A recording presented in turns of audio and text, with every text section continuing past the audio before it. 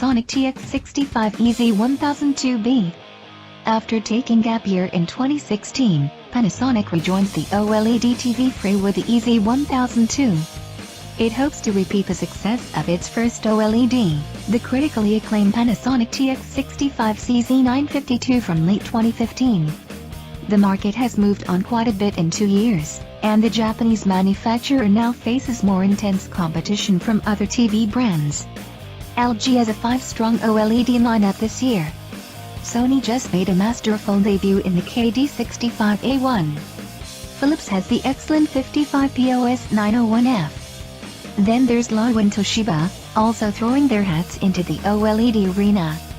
Panasonic's answer to the competition is class-leading color accuracy and a fancy design with a Technic soundbar.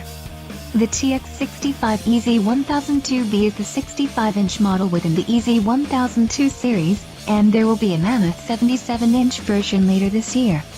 There is also a step-down version in the EZ952, which is a slightly simplified, more affordable, alternative. Read a review of the Panasonic TX-65EZ952B. In the US and elsewhere in Europe, the TV is sold as the Panasonic EZ1000. UK models always get a 2 suffix due to the inclusion of a Freeview tuner. All OLED panels can cast an amazingly slender silhouette, since no backlight is required.